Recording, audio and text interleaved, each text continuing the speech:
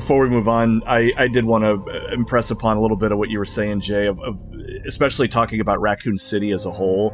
My big thing about Raccoon City is, having played the first and the second games, as a player, what I appreciated about the story building in Resident Evil is they made Raccoon City its own character, really. Even in the very first game, you never go to the city, but you see the newspaper clippings in the beginning that are from the Raccoon City Times or whatever it was.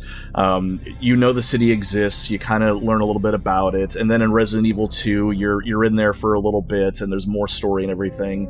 By the time you get to the third game, it's its own character, and you have this attachment to it. And then, like you were saying, Jay, now you get to really see it, especially in the remake, in a lot more graphical detail, and it really adds a character to it. So I'm glad you brought that up too. That really hit home for me as well. And I felt like it was the lack of guidance of where to go. At least with Resident Evil 2, there's clues laying around. You go into the RPD building, and again, you can only go one particular path, or maybe one or two particular paths. But there's lots of files and lots of things strewn about to tell you subtly through the dialogue of the file, if you go into the next room, you will get the thing you're looking for, right? Yeah. You have to read between the lines, but it tells you where to go to get to the next bit.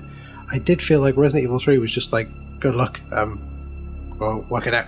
But then again, to counter that counterpoint, that makes perfect sense, because the world is falling to pieces and Jill literally doesn't know where to go, because there isn't a god in the machine, a Deus Ex Machina or whatever, guiding your decisions, telling you go over here, go over there, go over there.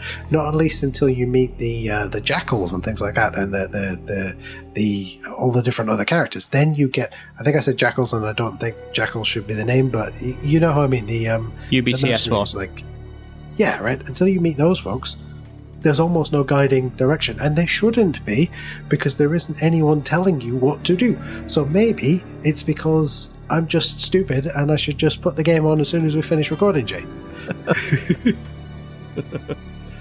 I mean, I certainly wouldn't have thought of that either, but at the same time, if I'm going down, or even if I have a slim chance of surviving, if a spam version of myself is what determines whether I live or die, I will happily construct that and throw that at my foes. Wow. You may have to have some gloves or something, because it could get a bit greasy. But again, there's like a refrigeration unit or a deep freeze you can put, and if you put it in the deep freeze, it will go solid. So you can throw it at the enemy and it will hurt it, right? Can you see how I'm sneaking in extra weapons? No. Just don't get that grease on the cake. That would be travesty right there. Absolutely. Unless you want to eat a meat cake, which I'm giving myself nightmares at that point. Only you would bring spam into Resident Evil. Seriously. When I originally played the game, and maybe it was because I played it so young, I had the exact opposite. I was more thrilled by the idea that I had no idea what I was supposed to do.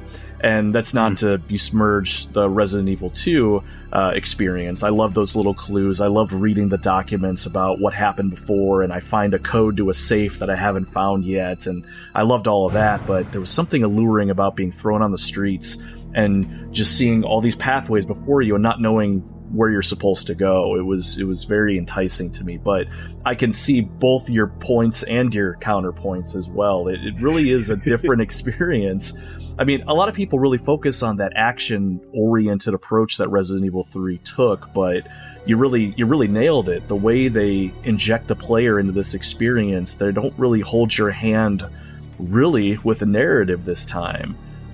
Here's your problem, find a solution, best of luck to you, boy.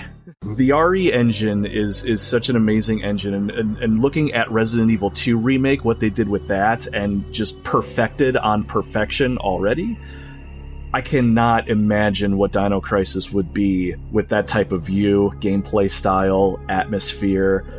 I would give almost anything to have that experience. So Capcom, if you happen to be listening, get on it, please.